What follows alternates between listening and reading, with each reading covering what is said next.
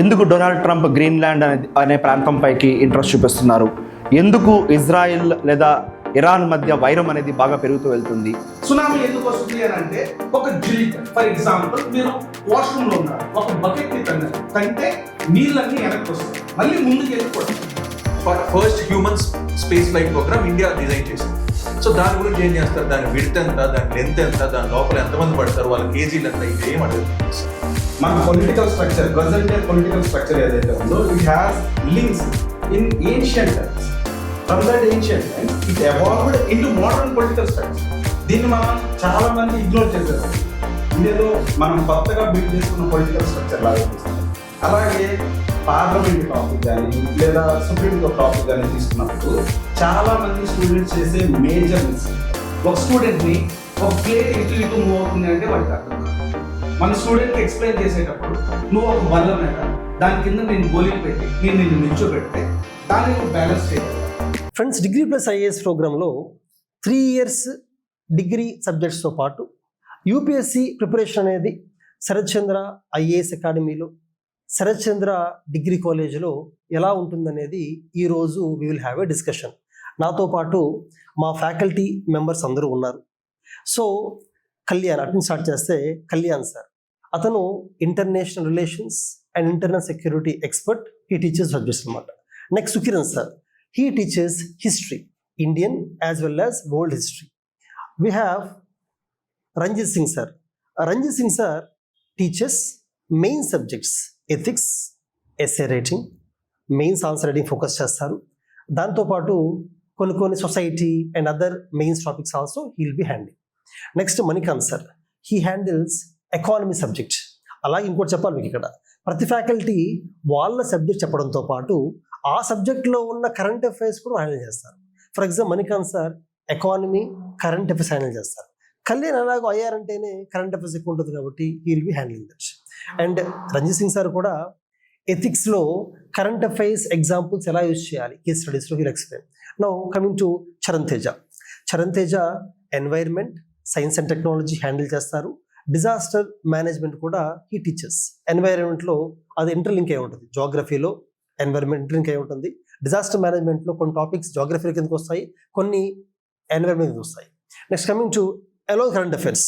Next Ranjit sir అంటే he teaches polity subject along with the current affairs. Then Naresh sir geography expert, he teaches geography. Next Subbaiah sir CSAT expert, reasoning explain చేస్తారు, logical and analytical. అలాగే arithmetic faculty, English faculty ఈ మీటింగ్లో లేరు.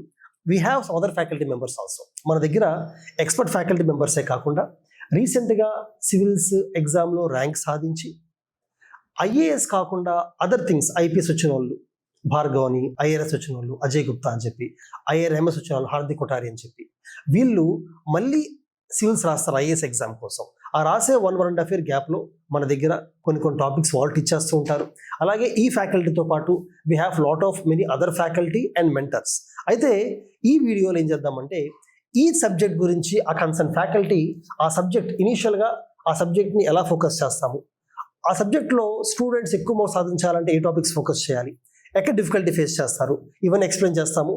Next డిస్కషన్లో UPSC pattern ఎలా మారుతుంది, ఈ subject UPS questions ఎలా అడుగుతున్నారు, డిగ్రీ ప్లస్ ఐఏఎస్ హ్యాండిల్ చేస్తున్నప్పుడు మన Sarath Chandra degree college IAS అకాడమీలో హాస్టల్ క్యాంపస్, డే స్కాలర్ వాటిలో ఎలా హ్యాండిల్ చేస్తాం అనేది నెక్స్ట్ రౌండ్లో వీ హ్యావ్ డిస్కషన్.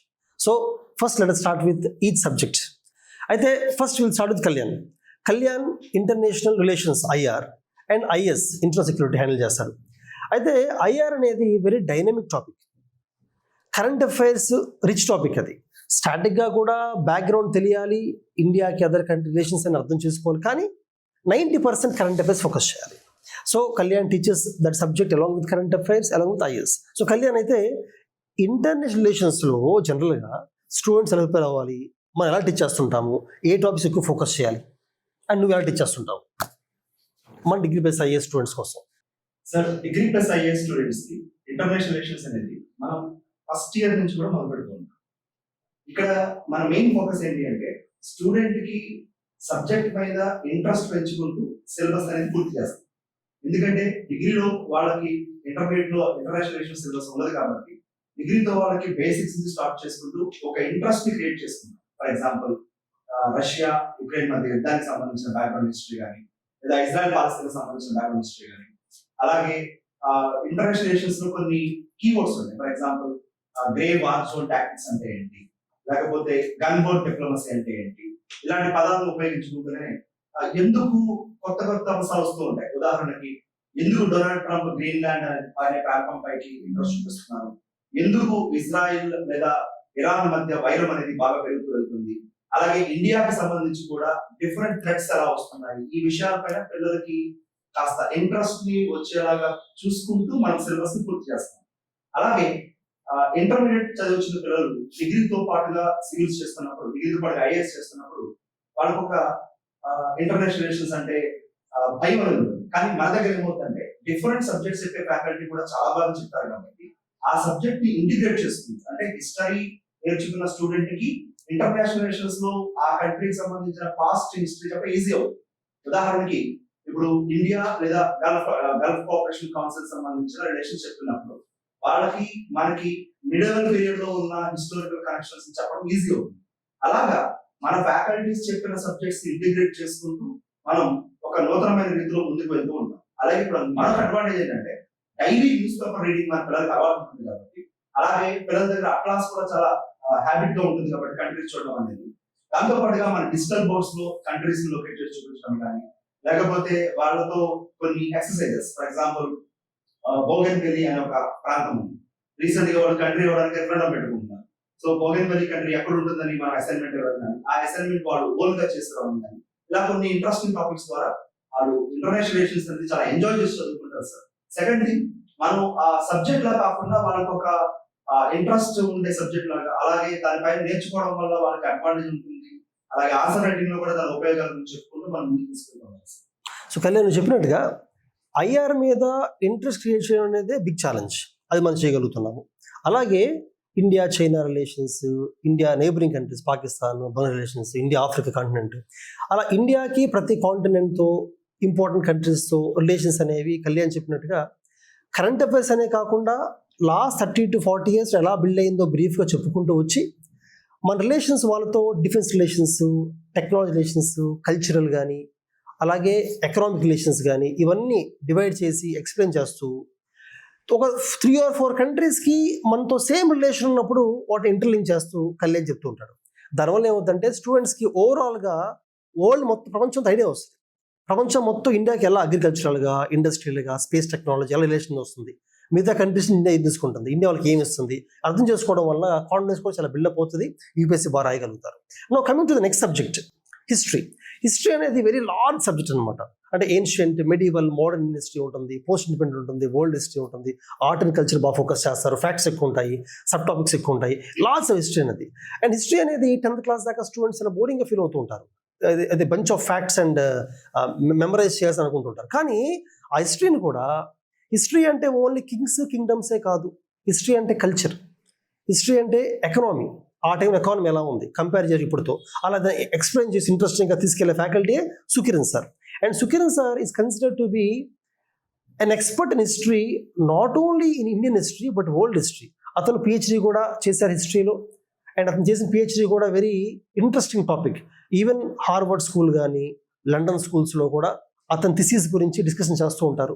అయితే అతను మన దగ్గర ఎప్పటి నుంచో వర్క్ చేస్తున్నారు హిస్టరీ ఫ్యాకల్టీగా. అతను చెప్పడం వల్ల స్టూడెంట్స్కి రీసెంట్గా హిస్టరీ ఎగ్జామ్ ప్యాటర్న్ మారుతుంది కాబట్టి అతని వే ఆఫ్ టీచింగ్ కరెక్ట్గా మ్యాచ్ అవ్వడం వల్ల స్టూడెంట్స్ బాగా స్కోర్ చేయగలుగుతున్నారు. అయితే సుకిరణ్ సార్ ఇప్పుడు కమింగ్ టు హిస్టరీని అసలు ఎలా హ్యాండిల్ చేస్తుంటాం మనం, హిస్టరీ టాపిక్స్ ఎలా ఉంటాయి, ఎక్కడ డిఫికల్ట్ ఫేస్ చేస్తారు, can please explain briefly.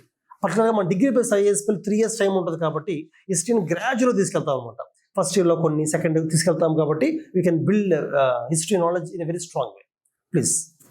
Thank you సరే సార్. బట్ సరే సార్ చెప్పినట్టుగా 10th class or intermediate level వరకు కూడా హిస్టరీ టీచ్ చేసేటప్పుడు జనరల్ గా history is just a bunch of facts or dates or a set of chronology కింద మనం study చేయడం అలవాటు పడిపోయారు.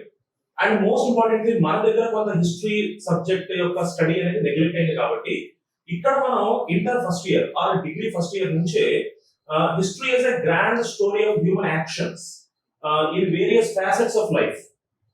social, economic, political, cultural, religious, spiritual, philosophical. There are various aspects to how human beings have evolved. And ఇలాంటి విషయాన్ని మనం ముందుకు తీసుకెళ్ళి history as a grand story, like the stories that we regularly read and enjoy అనే విధంగా మనం హిస్టరీని చెప్పడం వల్ల ఒక పక్కన మనం హిస్టరీలో జరిగినటువంటి గ్రేట్ ట్రాన్స్ఫర్మేషన్ ఎక్స్ప్లెయిన్ చేయగలుగుతాం. దాంతో పాటుగా what is the human agency, human beings ఎలా వాళ్ళ ఎన్వైరన్మెంట్ తో, వాళ్ళ సొసైటల్ లైఫ్ తో, లేకపోతే వాళ్ళ పొలిటికల్ సిస్టమ్స్ తో, ఎకనామిక్ కండిషన్స్ తో ఇంటరాక్ట్ అవుతూ హిస్టరీని ట్రాన్స్ఫార్మ్ చేశారు. History is nothing but the entire story of transformation from the ancient times to the contemporary modern times through various channels, through various facets of life. So ఈ విధంగా మనం హిస్టరీని explain చేయడం వల్ల ఏమవుతుంది అంటే స్టూడెంట్ కి ఈ సబ్జెక్ట్ మీద చాలా గొప్ప ఇంట్రెస్ట్ క్రియేట్ అవుతుంది. దాంతో పాటుగా యూపీఎస్సీ కూడా ఇలాంటి ఒక స్టడీ ఆఫ్ హిస్టరీని ఎక్స్పెక్ట్ చేస్తుంది. సో ఎస్పెషల్లీ హిస్టరీ విషయంలో వచ్చినప్పటికీ నా పర్టికులర్ టీచింగ్ స్టైల్ ఎట్లా ఉంటుంది అంటే I explain history as a story through 3 different strands. First one, ideas which shape history in various ways: social ideas, political ideas, economic ideas, philosophical ideas, spiritual ideas. Second one, events, what great events have happened which have transformed the story of human beings. And third one, personalities. Especially modern history lo vachinappudiki ee personalities yokka component is becoming very very important, especially the role played by Dalhousie, the role played by Warren Hastings, the role played by Mangal Pandey, the role played by Lord Curzon, the role played by the moderate national leaders, extremist leaders, Gandhians, Gandhi himself, and critics of Gandhi, opponents of Gandhi. So how they got engaged in a great narrative in order to shape the destiny of the nation. ఇలాంటి విషయం చాలా simple గా as a story mode లో students చెప్పడం వల్ల ideas, ఎలాంటి ideas హిస్టరీని transform చేసినాయి, ఎలాంటి ఈవెంట్స్ హిస్టారికల్ మైల్ స్టోన్స్ గా నిలిచినాయి, దాంతో పాటుగా ఎలాంటి పర్సనాలిటీస్ హిస్టారికల్ నేరేటివ్ ని బిల్డ్ చేశారు, హిస్టోరియోగ్రఫీని ఎస్టాబ్లిష్ చేశారు. ఈ విధంగా మనం హిస్టరీని స్టడీ చేయడం వల్ల స్టూడెంట్స్ కి చాలా గొప్ప ఇంట్రెస్ట్ క్రియేట్ అవుతుంది. ఇంట్రెస్ట్ అనేది అల్టిమేట్ గా తర్వాత వాళ్ళ సక్సెస్ కూడా లీడ్ అవుతుంది. అండ్ మోస్ట్ ఇంపార్టెంట్లీ మన శరత్చంద్ర ఐఏఎస్ అకాడమీలో మెయిన్ ఇచ్చే ఎంఫసిస్ ఏంటంటే ఏన్షియంట్ హిస్టరీ అంటే not just kingdoms, not just wars, not just the change of dynasties from this one to that one. అట్లా కాకుండా history is the story that is propelled by, that is pushed forward by art, culture, that is the epitome of history. Because ఒక డైనాసిటీలో రాజు ఎంతకాలం పరిపాలన చేశాడు అనేది ఎక్కువ మంది గుర్తుపెట్టుకోరు, అది అంత అవసరం కూడా కాదు. ఎందుకంటే personalities are smaller, but the forces that push the personalities forward in shaping history, they are much larger forces, especially art, culture. So ఎన్ని డైనాసిటీస్ ఎస్టాబ్లిష్ అయినా from the Mauryans to the Mughals, వాళ్ళు ఎలాంటి ఆర్టిస్టిక్ కంట్రిబ్యూషన్స్ చేశారు, ఎలాంటి cultural, ఎలాంటి architectural, so they remain forever. And that is the crucial and epitome of history. So ఇలాంటి విషయాల మీద స్టూడెంట్స్ కి చాలా ఎక్కువ ఇంట్రెస్ట్ క్రియేట్ చేయడం వల్ల మన ఇండియా గురించి, మన దేశం గురించి ఒక గ్రేట్ రెస్పెక్ట్ క్రియేట్ అవుతుంది. 5000 years ఆఫ్ హిస్టరీలో మన దేశం ఎలాంటి అచీవ్మెంట్స్ చేసింది, మనం ఎందుకోసం గర్వపడాలి, యాజ్ అన్ ఇండియన్ మనం ఏ విషయంలో గర్వపడాలి, ఇలాంటి విషయం చాలా బాగా అర్థమవుతుంది. దేశం అంటే ఒక ప్రేమ క్రియేట్ అవుతుంది. దాంతో పాటుగా చాలా సులభంగా హిస్టరీ అనేది ఒక గ్రాండ్ స్టోరీ అనే విషయం కూడా స్టూడెంట్స్ కి మనసుకు హత్తుకునేలాగా మనం దాన్ని ఎక్స్ప్లెయిన్ చేసేటువంటి ప్రయత్నం చేస్తాం. Thank you very much. అలాగే సుఖేంద్ర సార్ చెప్పినట్టుగా సార్ వే ఆఫ్ టీచింగ్ అనేది యూపీఎస్సీ ప్యాటర్న్ కరెక్ట్గా మ్యాచ్ అవుతుంది. యూపీఎస్సీలో కూడా వాళ్ళు క్రోనాలజీని గుర్తుంచుకొని క్వశ్చన్ అడగట్లేదు, థిమాటిక్ అడుగుతున్నారు. హిస్టరీని ఒక థీమ్స్ లాగా చెప్పినట్టుగా ఐడియాస్, ఈవెంట్స్ని కనెక్ట్ చేయడం, పర్సనాలిటీస్ని వాటిని ఇంటర్లింక్ చేయడం, అలాగే వాటికి ప్రజెంట్ అంటే హిస్టరీలో జరిగిన విషయాల వల్ల ప్రజెంట్ ఇన్ఫ్లుయెన్స్ ఇంకా ఎంతవరకు ఉందో ఎక్స్ప్లెయిన్ చేయడం. ఇలా చేయడం వల్ల ఫిలిమ్స్ అండ్ మెయిన్స్లో పిల్లలు బాగా ఆన్సర్ చేయగలుగుతున్నారు. డిగ్రీ ప్లస్ ఐఏఎస్ పిల్లలకి ఆ విధంగా టీచింగ్ ఉండడం వల్ల వాళ్ళ ఇంట్రెస్ట్తో they are able to study more books on history అనమాట. Now coming to Ranjit Singh sir. Ranjit Singh sir అంటే మెయిన్స్ జనరల్గా యూపీఎస్సీలో ఫిలిమ్స్ లో ఉన్న టాపిక్స్ అన్ని మెయిన్స్లో ఉంటాయి. దాంతోపాటు మెయిన్స్ ఎడిషన్లో కొన్ని ఉంటాయి. ఎథిక్స్ అని, సొసైటీ ఆఫ్ ఇండియా అని, ఇంటర్ సెక్యూరిటీ, డిజాస్టర్ మేనేజ్మెంట్ అని ఇలా కొన్ని ఉంటాయి. అలాగే మెయిన్స్ ఆన్సర్ రైటింగ్ కూడా మనం బాగా ఫోకస్ చేయాలి. ఎందుకంటే ర్యాంక్ డిసైడింగ్ మెయిన్సే, ప్రిలిమ్స్ అనేది క్వాలిఫైయింగ్ మాత్రమే, మెయిన్స్ అనేది ర్యాంక్ డిసైడ్ చేస్తుంది. So Ranjith Singh sir, he himself scored very high marks in UPSC mains general studies. Ethics పేపర్లో ఎక్కువ స్కోర్ చేశారు. అలాగే he has done his management studies from prestigious IIM college. So he is teaching the mains topics in our college అనమాట. అది రంజిత్ సింగ్ ఇప్పుడు ethics అనేది స్టూడెంట్స్కి concepts ఉంటాయి, కేస్ స్టడీస్ ఉంటాయి. బై హార్ట్ చేసి రాసేలా ఉన్నట్ల పేపర్ చాలా ఓన్గా రాయాలి, బయట జరిగే విషయాలను అర్థం చేసుకొని కనెక్ట్ చేయగలగాలి, కేస్ స్టడీస్లో ఎగ్జాంపుల్స్ బెటర్ ఇవ్వగలగాలి. ఈవెన్ ఎస్ఏ రైటింగ్ కూడా ఒకప్పుడులా లేదు. ఒకప్పుడులో ఎస్ఏ రైటింగ్ అనేది హెల్త్ కేర్, ఎడ్యుకేషన్, ఉమెన్, టెక్నాలజీయో కాకుండా they are giving statements from some great people. ఆ స్టేట్మెంట్ ఆలోచించి అర్థం చేసుకొని దాన్ని లింక్ చేసుకొని రాయగలగాలి. అంటే అసలు కోచింగ్ తీసుకొని గుర్తుంచుకొని రాసే ప్యాటర్న్ పోయింది కంప్లీట్గా. సో అటువంటి ఒక కొత్త ప్యాటర్న్ ఆఫ్ ఎగ్జామినేషన్కి, ఎథిక్స్ ఎస్ఏ రైటింగ్కి రంజిత్ సింగ్ సార్ ఎలా ట్రైన్ చేస్తారు పిల్లల్ని, వాళ్ళ థింకింగ్ ప్రాసెస్ని ఎలా యూపీఎస్సీకి అడాప్ట్ చేస్తారు అనేది you please explain. So, just like you said, essay and ethics are two major components of our mains paper, each having a very good weightage of 250 marks each. And for starting with essay is one of the first subject which an aspirant feels comfortable with. The first idea is, what is new in essay? I have been writing essay from my childhood. What is new here? But there are two things which are new here. First is the length of the essay. In UPSC, you have to write 1000 to 1200 word essay and 2 essays in the exam. That is first difficulty. And second, UPSC is very clear what it wants from you in terms of essay writing. UPSC has clearly mentioned in the syllabus, they want clarity of thought, concise and precise expression, and above all, they want well-structured ideas. Now, in our previous, till our intermediate, we might have written many essays. But those essays, in terms of their size and in terms of their content, are very different from what UPSC wants. In addition to that, as Sir said, recently the essay topics have become very diverse in terms of areas, at the same time in terms of content. What do I mean by that? Now we have a lot of abstract and philosophical ideas which the student has to extrapolate. He has to make his own meaning and understanding of the topic and weave a whole world and essay around it. And at our institute, Sarat Chandra Degree IAS Academy, we don't tell you what to write. We make you think what to write. Because the better you are able to think, the better will be your presentation in the essay. Also, one element of essay, when the first thing is 1000 to 1200 words is a very big essay. You don't see those big editorials these days. How a student, the first feeling they get is, how am I going to write this big an essay? And that is where we focus on a structured essay preparation, where it is not just about the content. The thought while evaluating the topic of the essay, it should also be structured. When the points come in a form of a tree diagram where we develop an interlinkages between our thoughts so that a well-planned structures come out. So that a proper introduction, body and conclusion of an essay where we diversify along with multidimensional, we take spatial methods, we take temporal methods, we use some templates like pastels.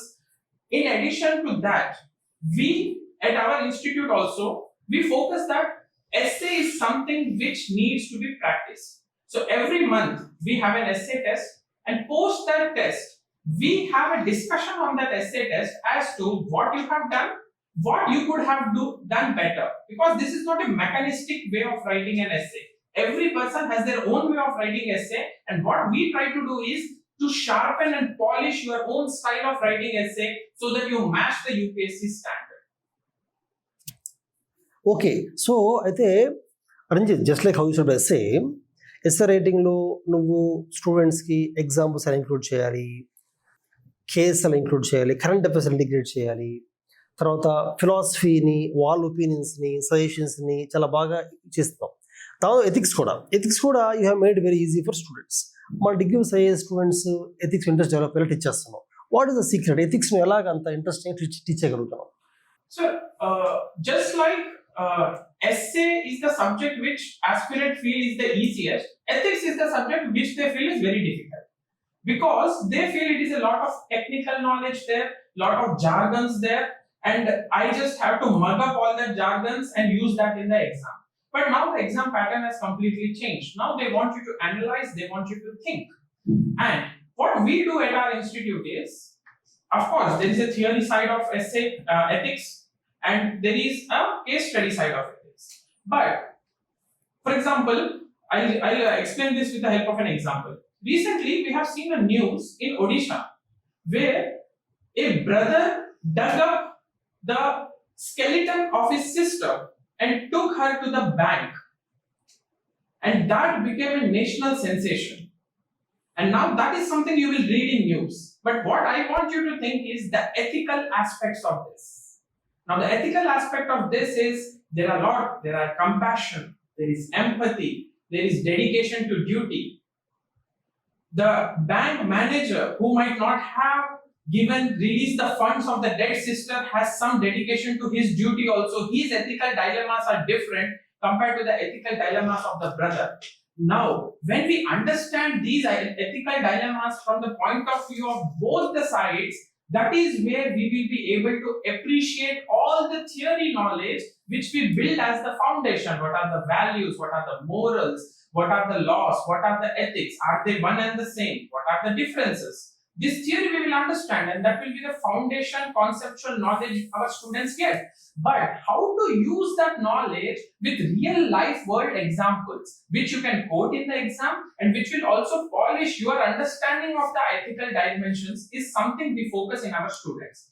Therefore, in our exams also, the monthly and weekly test which we conduct of ethics, there also we focus that there is a lot of real world event integration, where we understand the event and then overlap that with the ethical dimensions which are related to that event, so that students are able to better integrate both and write better answers both in theory and case studies. In addition to that, sir, in our class, we make sure that in every class we take up a theory question, and in alternate class we take up a case study, which is a UPSC previous year question which has been asked. With that case study, what I try to do is I try to make students think what would be the approach to that particular question, what would be my way of writing, how I'm going to introduce, I'm going to write the body, how I'm going to conclude, what will be my time limit, how I should structure my thoughts. This practice, we do it in the class. In addition to that, we have test series where this practice is trained, where the student gets the confidence that he can complete the essay in a proper quality and within the time. So Ranjith Singh చెప్పినట్టుగా మీరు observe చేస్తే ethics ఒక full paper మెయిన్స్లో 250 marks, SA కూడా అంతే 250 marks paper అనమాట. So అది students ఎక్కువ ప్రాక్టీస్ చేస్తేనే మార్క్స్ వస్తాయి టీచింగ్ కన్నా కూడా. కాబట్టి రంజిత్ సింగ్ ఏం చేస్తాడంటే టీచ్ చేయడమే కాకుండా అసైన్మెంట్స్ ఇవ్వడం, ప్రాక్టీస్ చేయడం, కరెక్షన్ చేయడం, దాన్ని ఇవాల్యుయేట్ చేయడం, ఇలాగ ఇంట్రెస్ట్ క్రియేట్ చేస్తుంటారు. అండ్ మా డిగ్రీ బేస్ ఐఏఎస్ ప్రోగ్రాంలో క్లాసెస్ 9 to 5 ఉన్నప్పటికీ మార్నింగ్ స్టడీ అవర్స్లో కానీ ఈవినింగ్ స్టడీ అవర్స్లో కానీ మనం ఇచ్చిన అసైన్మెంట్స్ని పిల్లలు చేస్తున్నప్పుడు డౌట్స్ క్లారిఫై చేయడానికి కూడా ఫ్యాకల్టీ అవైలబుల్. అలాగే ఎవ్రీ వీకెండ్ మనం పెట్టే ఎగ్జామ్స్లో కూడా ప్రిలిమ్స్ ఎగ్జామ్సే కాకుండా మెయిన్స్కు రాయిస్తూ ఉంటాం. జనరల్గా ప్రిలిమ్స్ అనేది MCQs కాబట్టి they have to understand, but mains అనే సబ్జెక్టివ్ కాబట్టి రైటింగ్స్ ఇంప్రూవ్ అవ్వాలి. కాబట్టి ఎస్ఏ ఎథిక్స్ని వీకెండ్ ఎగ్జామ్స్లో కూడా ప్రాక్టీస్ చేస్తూ ఉంటాము.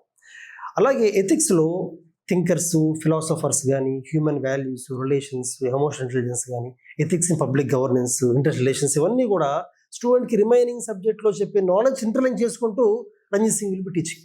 Now coming to economy. Economy అనే సబ్జెక్ట్ కొంచెం మ్యాథమెటికల్గా ఉంటుంది. స్టూడెంట్స్ చాలామంది ఎకానమీలో మ్యాథమెటికల్ పార్ట్ ఆఫ్ ఎకానమీని కొంచెం ఇబ్బందిగా ఫీల్ అవుతూ ఉంటారు. బట్ మణికాంత్ ఏంటంటే మణికాంత్ బ్యాక్గ్రౌండ్ కూడా మ్యాథమెటిక్స్ బ్యాక్గ్రౌండే, same time economy faculty, economy current affairs చెప్తుంటాడు. అలాగే జాగ్రఫీలో కూడా హ్యూమన్ జాగ్రఫీ కూడా చెప్తుంటాడు. కాబట్టి ఆ ఇంటర్లింకింగ్ వల్ల economy became a very good faculty. అలాగే మెయిన్స్లో కూడా ఈ got very good scores in economy subjects.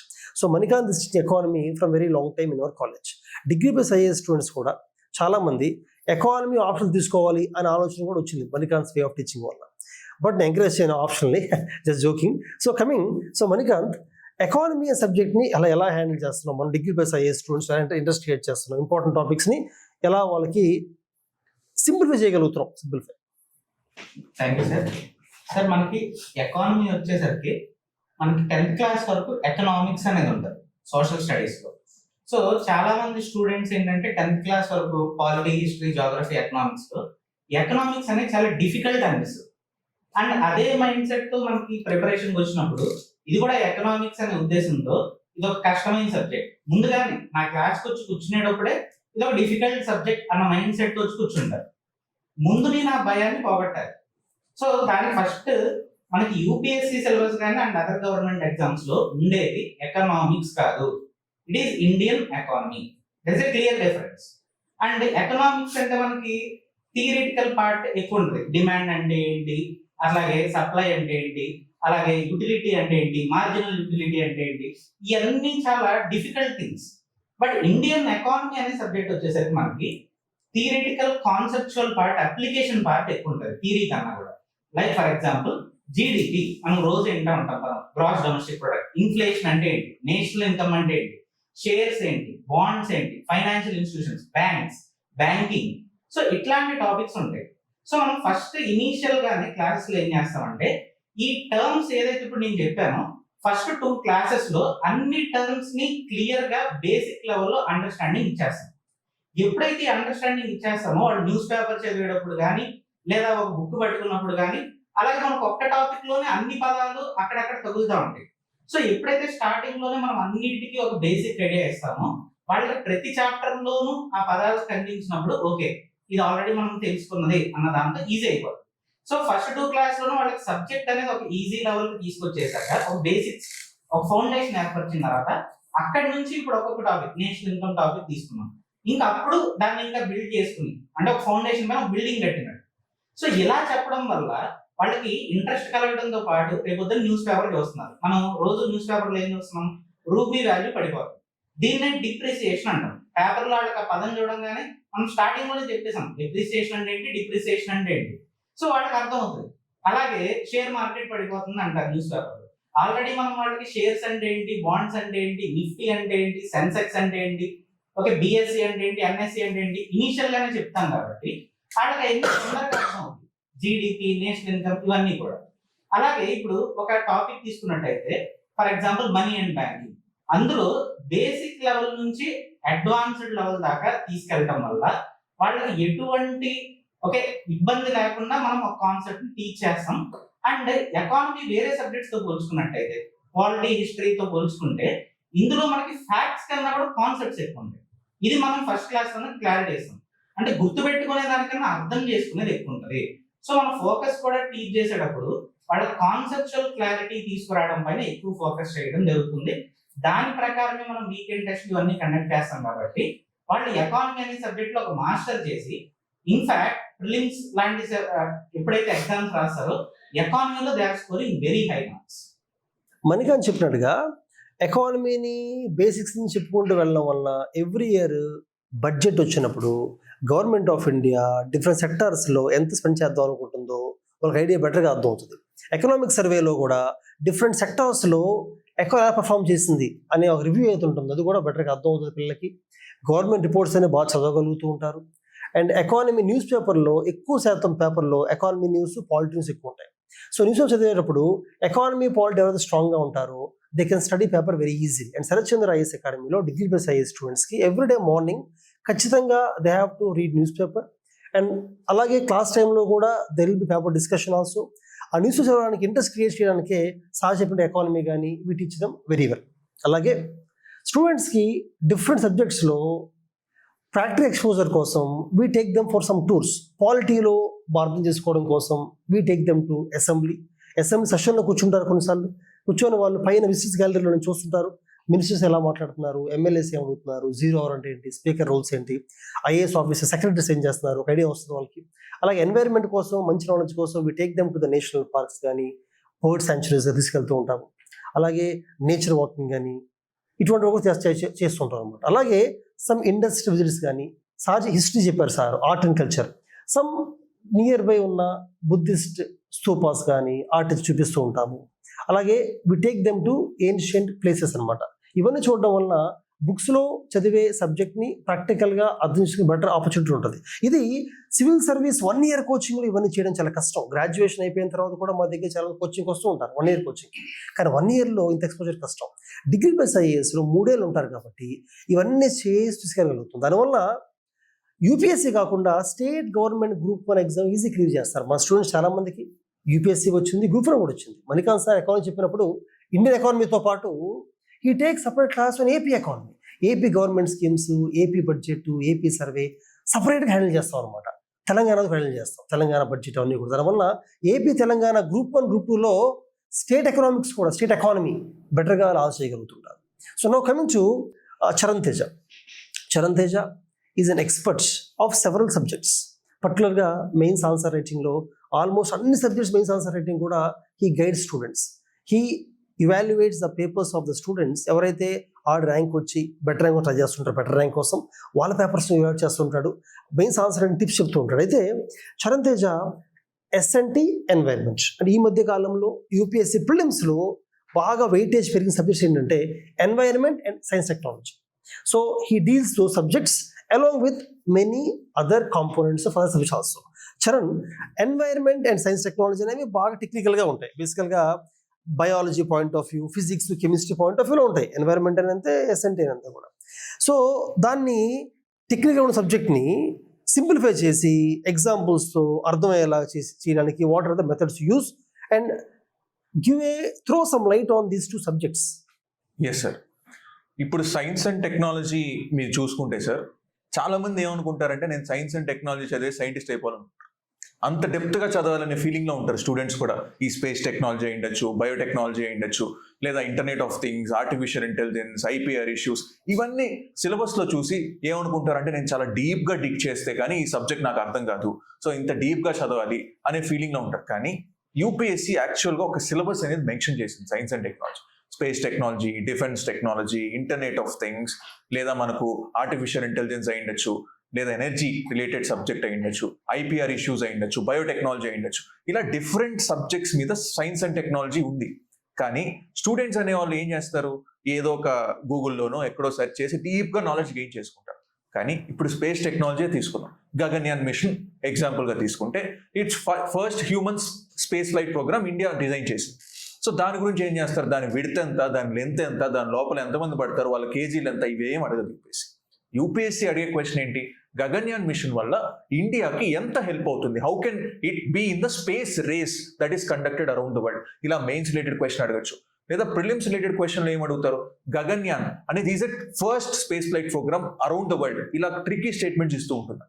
ఇలా గగన్యాన్ అయ్యుండొచ్చు, మంగళయాన్ అయ్యుండొచ్చు, చంద్రయాన్ అయ్యుండొచ్చు.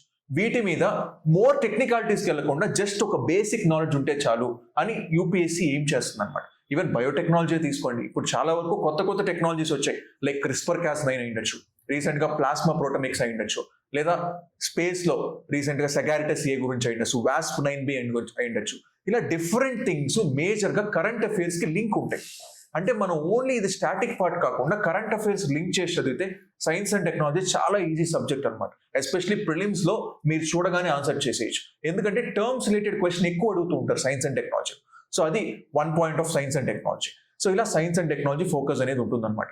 అండ్ మేము ఎస్పెషలీ ఏం యూజ్ చేస్తామంటే డిజిటల్ బోర్డ్ యూజ్ చేస్తాం.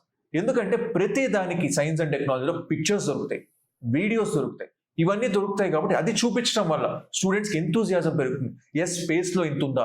When I discuss about sun గురించి డిస్కస్ చేసేటప్పుడు ఆదిత్య L1 మిషన్ గురించి డిస్కస్ చేయాలి, లేదా మనకు లోపల ఉన్న కోర్ గురించి, ఫోటోస్పియర్ గురించి, కరోనా గురించి, వీటన్నిటి గురించి డిస్కస్ చేసేటప్పుడు స్టూడెంట్స్ చాలా ఇంట్రెస్ట్ చూపిస్తారు. ఎందుకంటే పిక్చర్ చూపించి దాన్ని జూమ్ చేసి ఇది ఎలా ఉంటుంది, ఏరియా ఎలా ఉంటుంది, ప్లాస్మా అనేది ఎలా ఉంటుంది, ఎవ్రీథింగ్ డిస్కస్ చేసినప్పుడు they will find interest in that subject. అలా డిజిటల్ బోర్డ్ యూజ్ చేయడం జరుగుతుంది మేజర్గా సైన్స్ అండ్ టెక్నాలజీ.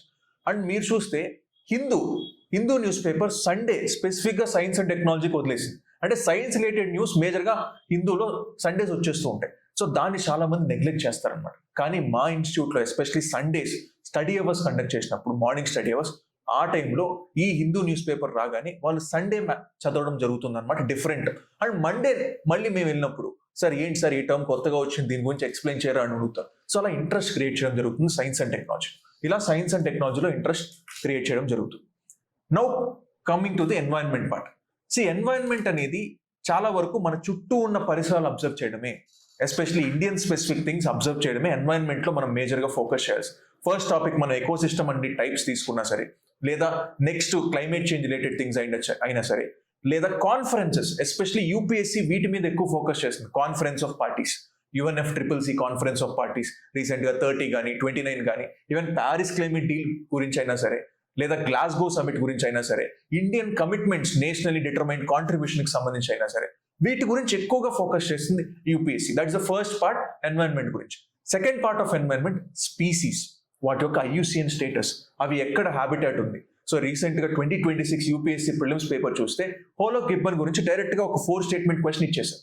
సో దాంతోపాటు మ్యాంగ్రోవ్ ఎకోసిస్టమ్, అంటే importance of mangrove ecosystem, especially environment మీరు కానీ చదివితే it will not only be useful for a GS3 subject, it will be useful for GS1 also, because జాగ్రఫీలో కూడా క్లైమేట్ చేంజ్ రిలేటెడ్ క్వశ్చన్స్ ఎక్కువ అడుగుతున్నారు. So అక్కడ మీరు ఎగ్జాంపుల్స్ గా వీటిని కోట్ చేయొచ్చు.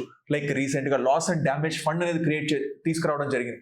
అది మీరు డిఫరెంట్ ఎస్ఏలో కోట్ చేయొచ్చు, GS1 లో కోట్ చేయొచ్చు, GS3 లో కోట్ చేయొచ్చు. And when it comes to general studies paper 4 environmental ethics అనే టాపిక్ లో మీరు ఎన్వైరన్మెంట్ లో చదివిన వాటి థింగ్స్ అన్ని కోట్ చేయొచ్చు అనమాట. ఇలా ఎన్వైరన్మెంట్ అనే సబ్జెక్ట్ డిఫరెంట్ కోర్ సబ్జెక్ట్స్ కి హెల్ప్ చేస్తుంది అనమాట. అందుకే జాగ్రఫీ అండ్ ఎన్వైరన్మెంట్ ప్యారల్ గా చదవాలని అందరూ అనుకుంటారు అనమాట. అలా చదివితే మీకు ఈజీ అనిపిస్తుంది. So this is about environment. So Charan చెప్పినట్టుగా SNT ఎన్వైర్న్మెంట్లో ఫండమెంటల్ కాన్సెప్ట్స్తో పాటు కరెంట్ అఫైర్స్ ఎక్కువగా ఉంటాయి. And Charan is a part of the team that prepares current affairs. మన దగ్గర కరెంట్ అఫైర్స్ని ఫోకస్ చేస్తూ డైలీ, వీక్లీ, మంత్లీ కంటెంట్ చేస్తూ ఉంటాము. కరెంట్ అఫైర్స్ మన monthly magazines you can find హైదరాబాద్లో, విజయవాడ, ఢిల్లీలో కనిపిస్తూ ఉంటాయి. మన మ్యాగజైన్స్ మంచి టీం తయారు చేస్తుంది. Prelims and mains point of వ్యూలో we make current affairs magazines, separate team ఉంది మనకి, ఆర్ఎన్ఏ టీమ్ ఉంది. అలాగే question papers, prelims and mains test series కూడా we are very famous for prelims mains test series. And test series అంటే preparation అయిపోయిన వాళ్ళు చాలామంది ఎగ్జామ్ ప్రాక్టీస్ కోసం శరత్చంద్ర IAS అకాడమీ ఎగ్జామ్ రాస్తూ ఉంటారు. అయితే ఈ టీం కూడా సపరేట్ ఆర్ఎన్ఏ టీం ఉంది.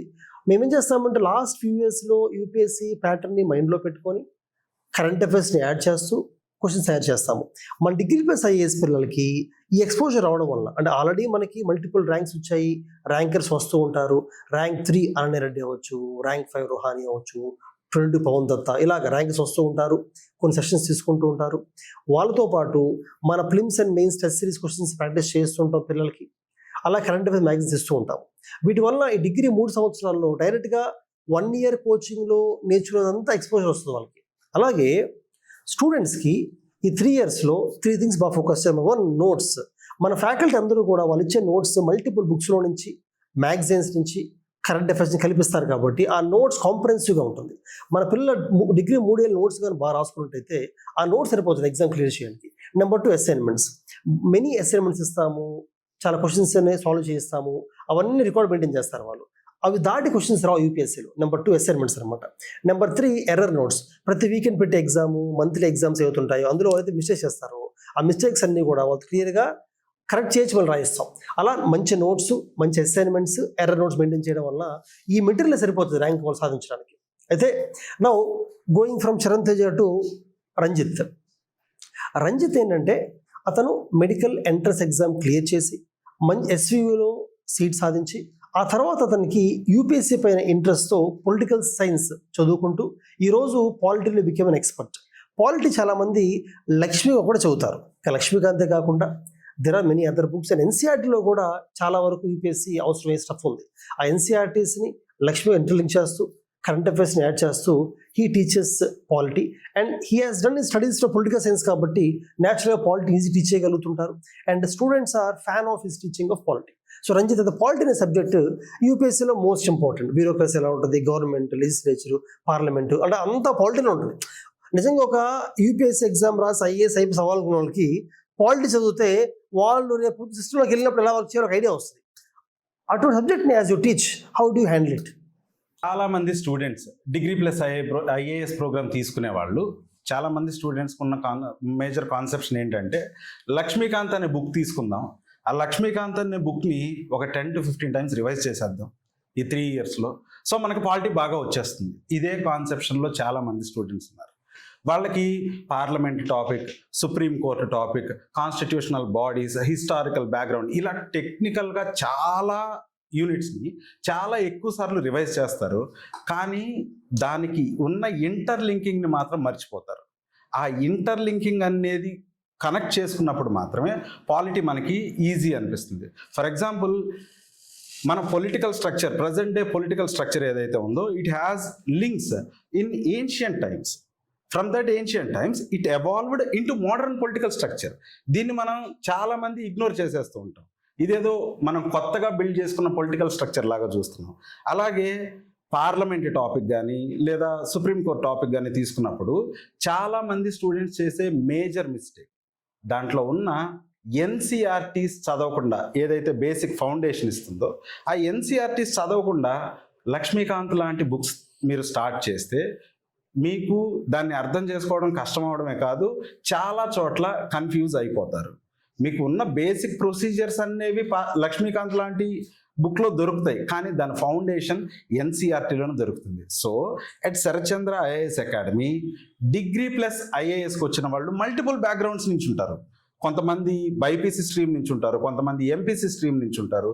వాళ్ళందరికీ కూడా ఎన్సీఆర్టీ బేసిక్ ఫౌండేషన్ ఇచ్చిన తర్వాత స్టాండర్డ్ బుక్స్ని టీచ్ చేయడం స్టార్ట్ చేస్తాను. నేను పర్టికులర్గా ఎన్సీఆర్టీస్ చదవమని ప్రతి స్టూడెంట్కి ఇన్సిస్ట్ చేసి చెప్తాను. రీజన్ ఏంటంటే ఆ ఫౌండేషన్ లేకుండా ఇప్పుడున్న కాంపిటేటివ్ పాలిటీ పేపర్, చాలామంది స్టూడెంట్స్ ప్రైమరీగా ఆలోచించేది 15 to 20 క్వశ్చన్స్ అనేవి పాలిటీ సబ్జెక్ట్ నుంచి వస్తున్నాయి. ఈ 15 to 20 క్వశ్చన్స్ ఉన్న సబ్జెక్ట్ ఏదైతే ఉందో చాలా ఇంపార్టెంట్ అనుకుంటున్నారు. 15 to 20 క్వశ్చన్స్ స్టాటిక్గానే లేవు, అండ్ ప్రతి క్వశ్చన్ కూడా కరెంట్ అఫైర్స్తో రిలేట్ అయ్యింది. మీరు రీసెంట్గా గమనిస్తే లాస్ట్ 5 yearsలో జరిగిన పొలిటికల్ ఈవెంట్స్ చాలా చాలా ఎక్కువ జరిగాయి. ఒకసారి గమనించండి, ఈ ఇయర్ తమిళనాడులో హంగ్ అసెంబ్లీ చూసాం. We witnessed hung assembly. తర్వాత అలానే సుప్రీం కోర్ట్ ఏదైతే చీఫ్ జస్టిస్ ఉన్నారో, honourable chief justice, he made some remarks which created some scuffle among the Indian youth. దాంతోపాటు freedom of speech and expression గురించి there is an ongoing debate all over India. ఇలా multiple news items they are directly related to basic concepts of polity. ఈ particular లింకింగ్ని అర్థం చేసుకోకుండా పాలిటీని చదవాలని ఎవరైనా అనుకుంటే it will be a failure. So మేము ఇక్కడ ప్రతి స్టూడెంట్కి కూడా concept along with current events, ఈ లింకేజ్ని నేర్పిస్తూ పాలిటీ అనేదాన్ని చదవమని చెప్తాం. సో రంజిత్ చెప్పినట్టుగా రంజిత్ ఏం చేస్తారంటే పాలిటీ అనే సబ్జెక్ట్ని డే టు డే లైఫ్తో ఇంటిగ్రేట్ చెప్తూ ఉంటాడు. దానివల్ల ఈజీగా అర్థమవుతూ ఉంటుంది. ఫర్ ఎగ్జాంపుల్, పార్లమెంట్లో ఒక బిల్ పాస్ అవ్వాలంటే స్టెప్స్ ఏంటి అనేది అందరూ నేర్పిస్తారు. కానీ రంజిత్ ఏంటంటే ఆ స్టెప్స్ ఫాలో అవ్వకుండా ఏ స్టెప్ అయినా మిస్ చేస్తే అలాంటి ప్రాబ్లమ్స్ వస్తాయి. అలా కూడా మాట్లాడడమే కాకుండా he conducts the debates in the classroom. Degree plus ఐఏఎస్లో మన కాలేజీలో మనం సిలబస్ ఫినిష్ చేయడమే కాకుండా కొన్ని స్కిల్స్ డెవలప్ చేస్తాం. Communication skills, reading skills, writing skills, leadership qualities. దానికోసం debates, elocutions, mock parliaments, group discussion పెడుతూ ఉంటాము. ఎలాగైతే శరత్చంద్ర డిగ్రీ కాలేజ్ ఐఏఎస్ అకాడమీలో స్పోర్ట్స్ ఉంటాయో, గ్రౌండ్స్ ఉంటాయి స్టూడెంట్స్కి, we focus on cultural activities focus చేస్తాము. అలాగే ఇవి కూడా, ఈ డిబేట్ డిస్కషన్స్ కూడా they help not only in building skills but also as a stress buster. అలాగే పాలిటీ బాగా చదవడం వల్ల కరెంట్ అఫైర్స్లో ఆర్టికల్స్ బెటర్గా అర్థమవుతూ ఉంటాయి. And polity is a very important subject. అది ఇంట్రెస్ట్ పెరిగే కొద్దీ, తెలుసుకునే కొద్దీ ఐఏఎస్ అవ్వాలనే కోరిక ఇంకా బలంగా పెరుగుతూ ఉంటుంది స్టూడెంట్స్లో. నా moving from polity to geography. Geography కూడా హిస్టరీ లాగే చాలా వ్యాస్ట్ సబ్జెక్ట్, వెరీ వ్యాస్ట్ అనమాట. అందులో ఎక్కువ చాప్టర్స్ కానీ లేకపోతే కాన్సెప్ట్స్ ఎక్కువ ఉంటాయి జాగ్రఫీలో. ఫినిష్ చేయడం బాగా టైం పడుతుంది. అందుకనే గ్రాడ్యుయేషన్ అయిపోయిన తర్వాత 1 year సివిల్స్ కోచింగ్ తీసుకున్న వాళ్ళు జాగ్రఫీలోనే ఎక్కువ స్కోర్ చేయలేకపోతూ ఉంటారు. డిగ్రీ బేస్ అడ్వాంటేజ్ ఏంటంటే 3 ఏళ్ళు ఉంటుంది కాబట్టి రిలాక్స్డ్గా నెమ్మదిగా అర్థం చేసి చదువుతారు geography. Naresh sir is an expert of geography. అతను జాగ్రఫీతో పాటు ఎన్వైరన్మెంట్లో కూడా కొన్ని టాపిక్స్ హ్యాండిల్ చేస్తారు. So let us know from him how he handles geography and where students face difficulties in geography. Sir, మనం ఇప్పుడు జాగ్రఫీ సబ్జెక్ట్ గురించి చూసినట్టయితే, జాగ్రఫీ అనే సబ్జెక్ట్కి ఒక సింగిల్ వే ఆఫ్ మైండ్ అనేది సరిపోదు. జాగ్రఫీ చదవాలి అని అంటే దానికి లాజికల్ ఉండాలి, మెమొరీ ఉండాలి, ప్లస్ రేషనల్ థింకింగ్ అనేది కూడా ఉంది. ఎందుకు అని అంటే మనకి జాగ్రఫీలో ఫిజికల్ జాగ్రఫీ అని ఒకటి ఉంటుంది. అందులో అంతా కాన్సెప్చువల్ బేస్ మీద ఉంటుందన్నమాట. ఈ కాన్సెప్ట్ బేసిస్ మీద ఉండడం వల్ల ఏంటంటే ఎర్త్ ఇంటీరియర్లో ఏముంటుంది, కన్వెక్షన్ కరెంట్స్ లాంటివి ఎలా వస్తాయి, లేకపోతే ఎర్త్ మీద ప్లేట్స్ అనేవి ఎలా మూవ్ అవుతాయి, ఎర్త్ మీద ప్లేట్స్ ఏంటి, అసలు టెక్టానిక్ ప్లేట్స్ ఏంటి, ఈ ప్లేట్స్ ఎలా మూవ్ అవుతున్నాయి. సో ఈ ప్లేట్స్ ఎలా మూవ్ అవుతాయి అని మనం మామూలుగా చూసామనంటే బేసిక్గా ఒక స్టూడెంట్కి ఎక్స్ప్లెయిన్ చేసేటప్పుడు ఏం చేస్తామనంటే ఒక స్టూడెంట్ని ఒక ప్లేట్ ఇటు ఇటు మూవ్ అవుతుంది అంటే వాడికి అర్థం కాదు. మన స్టూడెంట్కి ఎక్స్ప్లెయిన్ చేసేటప్పుడు నువ్వు ఒక బల్ల మీద దాని కింద నేను గోళీలు పెట్టి నిన్ను నిల్చోబెడితే దాన్ని నువ్వు బ్యాలెన్స్ చేయగలగాలి. ఒకవేళ దాన్ని మధ్యలో కట్ చేస్తే 2 ప్లేట్స్ అటు వెళ్ళిపోతున్నాయా దగ్గరికి వస్తున్నాయా అన్న ఎక్స్ప్లెనేషన్ని ఒక రెగ్యులర్ లైఫ్ ఎగ్జాంపుల్స్లో ఫన్నీగా ఉండేటట్టు, సరదాగా అర్థమయ్యేటట్టు, మన రెగ్యులర్ టాపిక్ని మనం ఏదో మన ఇంటి పక్కన జరిగే ఇన్సిడెంట్ లాగా ఎక్స్ప్లెయిన్ చేస్తున్నట్టు ఈజీ చేసి దాన్ని ఆలోచించగలిగేలాగా చెప్పడం అనమాట. ఇప్పుడు ఫర్ ఎగ్జాంపుల్ ఎర్త్క్వేక్ వచ్చింది, ఎర్త్క్వేక్ వస్తే సునామీ ఎలా వస్తుంది నేల మీదకి, సునామీ ఎందుకు వస్తుంది అని అంటే ఒక జిల్ట్, ఫర్ ఎగ్జాంపుల్ మీరు వాష్రూమ్లో ఉన్నారు, ఒక బకెట్ని తన్నారు, తంటే నీళ్ళన్నీ వెనక్కి వస్తాయి, మళ్ళీ ముందుకెళ్ళి కొడతాయి అని చెప్పినాను. అంటే అలాగే కింద ఎర్త్ ఇలా మూవ్ అయినప్పుడు వాటర్ అంతా ఒకేసారి వెనక్కి వెళ్ళడం, మళ్ళీ ఒకేసారి ముందుకు రావడం, ఇలాగ సునామీ అనేది వస్తుందని చెప్పి తెలియజేయడం. ఇలాగా జియోమార్ఫాలజీలో కొన్ని కాన్సెప్ట్స్. ఇలా కాకుండా ఇంకా క్లైమేటలాజీలో రెగ్యులర్గా మనకి ఎండ బాగుంది అంటే సాయంత్రం వర్షం పడుతుంది, సాయంత్రం వర్షం పడుతుంది అని అంటే దాన్ని థండర్ స్టార్మ్స్ అనే ఒక ఈవెంట్ కింద ఎక్స్ప్లెయిన్ చేయడం. ఇది మన రెగ్యులర్ లైఫ్లో జరుగుతుంది కదా, ఇదే ఇన్సిడెంట్ కదా. సో ఇవన్నిటికి లాజికల్ మైండ్ అనేది చాలా అవసరం అవుతుంది. ఒకవేళ ఈ జియోమార్ఫాలజీ, క్లైమేటలాజీ, ఓషియనోగ్రఫీ, సముద్రం లోపల ఏమేమి ఉన్నాయి, ఖనిజాలు ఏమేమి దొరుకుతాయి, సముద్రం లోపల ఎటువంటి ల్యాండ్ ఫామ్స్ కానీ ఇవన్నీ ఉన్నాయో ఇవన్నీ చూడాలి అని అంటే ఓషియనోగ్రఫీ గురించి చదువుకోవాల్సి వస్తుంది. ఇప్పుడు జియోమార్ఫాలజీ, ఓషియనోగ్రఫీ అండ్ క్లైమేటలాజీ అయిపోయిన తర్వాత ఇప్పుడు మనకి మోస్ట్ ఇంపార్టెంట్ థింగ్ వచ్చేసి ఇండియన్ జోగ్రఫీ. ఇండియన్ జోగ్రఫీ అనేది అన్ని ఎగ్జామ్స్లోని ఒక క్రూషియల్ రోల్ ప్లే చేస్తుంది. ఎందుకు అని అంటే ఫర్ ఎగ్జాంపుల్ రీసెంట్గా నేను క్లాసెస్ స్టార్ట్ చేసేటప్పుడు ప్రతి క్లాస్ స్టార్ట్ చేసేటప్పుడు ఇండియా అనేది ఒక ట్రాన్స్షిప్మెంట్ హబ్ అని చెప్తున్నాను. ఒక ట్రాన్స్షిప్మెంట్ హబ్ అంటే ఏంటి అని అంటే ఫర్ ఎగ్జాంపుల్ యూరోప్లో ఒక షిప్ స్టార్ట్ అయ్యింది, అది చైనా వెళ్ళాలి, ఒక 2 నెలల టైం పడుతుంది, నెల రోజులకి మధ్యలో రీఫ్యూలింగ్ చేసుకోవాలి, మనుషులు మళ్ళీ కెప్టెన్ వీళ్ళందరూ మారాలి. దీనికి ఆపర్చునిటీ ఇండియాలోనే ఉంది. ఎందుకు అని అంటే ఇండియా సెంట్రల్లీ లొకేటెడ్గా ఉంది కాబట్టి. ఇప్పుడు ఆ షిప్ ఇక్కడికి వచ్చి మారాలి అని అంటే మన దగ్గర బెర్తింగ్ కెపాసిటీ కానీ షిప్ యార్డ్స్ కానీ ఇవన్నీ ఉండాలి. దీనికి సాగర్మాల ప్రాజెక్ట్ అనేది ఎలా వచ్చింది, మోడీ 2025లో విజిగమ్ పోర్ట్ని ఓపెన్ చేయడం అనే దాంతో నేను స్టార్ట్ చేశాను ట్రాన్స్షిప్మెంట్. అది 2026లో ఒక యూపీఎస్సీ క్వశ్చన్ కింద రావడం మీకు అర్థం అవుతూ ఉంటాయి సిచ్యువేషన్స్. అంటే ఇండియాలో మ్యాపింగ్ ఎక్కువ అర్థం చేసుకుంటూ ఉండాలి, ఇండియాలో ఉన్న ప్లేసెస్ అన్నిటి గురించి తెలుసుకుంటూ ఉండాలి. రివర్స్ ఎక్కడి నుంచి ఎక్కడికి ఫ్లో అవుతున్నాయి, ఈస్ట్ ఫ్లోయింగ్ రివర్స్ ఏంటి, వెస్ట్ ఫ్లోయింగ్ రివర్స్ ఏంటి, ఈస్ట్ ఫ్లోయింగ్ రివర్స్ ఎటువంటి ల్యాండ్ ఫార్మ్స్ ఫార్మ్ చేస్తున్నాయి, రివర్స్ మీదే అత్యంత ముఖ్యమైన పట్టణాలు ఎందుకు లొకేట్ అయి ఉన్నాయి, రివర్స్ తాలూకా ఇంపార్టెంట్ రోల్ ఇన్ అగ్రికల్చర్ ఏంటి, ఇలా మల్టిపుల్ టాపిక్స్ ని లింక్ చేసుకుంటూ చదివినట్టయితే జాగ్రఫీ అనేది చాలా ఈజీ అవుతుంది. సో ఇంకా జాగ్రఫీలో మ్యాపింగ్ అనేది చాలా క్రూషియల్ పాయింట్. ప్రతి స్టూడెంట్కి మ్యాప్ తీసుకొని అట్లాస్ పక్కన పెట్టుకొని రోజు క్లాస్ జరిగేటప్పుడు, క్లాస్ టీచ్ చేసేటప్పుడు ప్రతి పాయింట్ని మ్యాప్ మీద మార్క్ చేసి చూపించడం, ఇది ఒక క్రూషియల్ పాయింట్ అనమాట. స్టూడెంట్ తాలూకా అవేర్నెస్ కానీ ఆ ప్లేస్ తాలూకా ఇంపార్టెన్స్ కానీ తెలుసుకోవడం చాలా క్రూషియల్ అవుతుంది.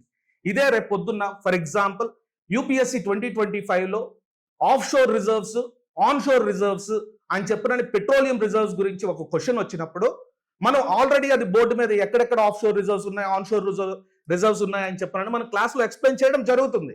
సో వాడు ఆ క్వశ్చన్ చూడగానే చాలా హ్యాపీ ఫీల్ అవుతాడు, ఆల్రెడీ నేను చూసిన టాపిక్కే కాబట్టి ఈజీగా రాస్తాను, ఆన్ షోర్ అంటే ఏంటి, ఆఫ్ షోర్ అంటే ఏంటి, ఏమేమి ఎక్కడెక్కడ ఉన్నాయి అని చెప్పని ఈజీగా రాస్తానని చెప్పి ఇలాగా జాగ్రఫీని మ్యాపింగ్తో పాటు along with logic, along with memory 3 కలిపి ప్రాక్టీస్ చేసి చెప్పినట్టయితే చాలా ఈజీ అవుతుంది సార్. అది సార్. సో మీరు నరేషన్ చూస్తే నరేష్ జాగ్రఫీ ఆఫ్ టీచింగ్ ఎందుకు యూనిక్గా ఉంటుందంటే గ్లోబల్ ఫినామినన్ని ఒక కొరలరీ, ఒక ప్యారల్ తీసుకొని ఫర్ ఎగ్జాంపుల్ ప్లేట్స్ కింద మాగ్మా లాగా ఒక టేబుల్ కింద గోళీలు పెట్టినట్టుగా అది ప్రతి దానికి ఒక ప్యారల్ తీసుకుంటాడు. సో దట్ పిల్లలకి ఏంటంటే దగ్గర కరెక్ట్ వెరీ ఈజీ. అలాగే ఇవి విన్నట్టుగానే చాలా గట్టిగా అరుస్తూ చెప్తుంటాడు క్లాస్. అలా గట్టి చెప్పడం ఏమవుతుందండి పిల్లలకి, ఇంకా వాళ్ళు వేరే థాట్స్ రావు నరేష్ క్లాస్ ఉన్నప్పుడు. దే జస్ట్ అంటే complete they will be immersed in to the class అనమాట. That is the uniqueness of Naresh sir. So geography is an expert, ఈ teachers them so well as you can see from here. అలాగే స్టూడెంట్స్కి geography లాంటి సబ్జెక్ట్స్కి notes అనేది maintain చేయడం, important points subject రాసుకోవడం, different exams కావాల్సిన నోట్స్. నరేష్ చెప్పినట్టుగా ఇండియన్ జాగ్రఫీ అనేది యూపీఎస్సీకి కాకుండా గ్రూప్ 1 కాకుండా బ్యాంక్ ఎగ్జామ్స్కి, సెబీ ఐఆర్డిఏకి, లేకపోతే ఎస్ఎస్సీ ఎగ్జామ్ అన్నిటి కూడా వెరీ ఇంపార్టెంట్ అనమాట.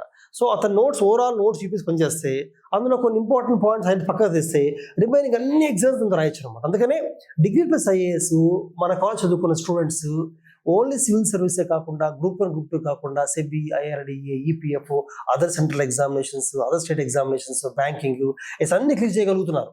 ఎందుకంటే కరెంట్ అఫైర్స్ నాలెడ్జ్ వల్ల, జిఎస్ వల్ల, ఈవెన్ సుబ్బయ్య సార్, ఇప్పుడు లాస్ట్ సుబ్బయ్య సార్ కూడా మాట్లాడతారు. సుబ్బయ్య సార్ ఏంటంటే he is the head of CSAT wing. CSAT అంటే యూపీఎస్సీ ప్రిలిమ్స్లో పేపర్ 2 ఉంటుంది సీసాట్ అని చెప్పి, అందులో రీజనింగ్, ఇంగ్లీష్, అరిథమెటిక్ ఉంటాయి అనమాట. దానికి అతను హెడ్. He is CAT faculty.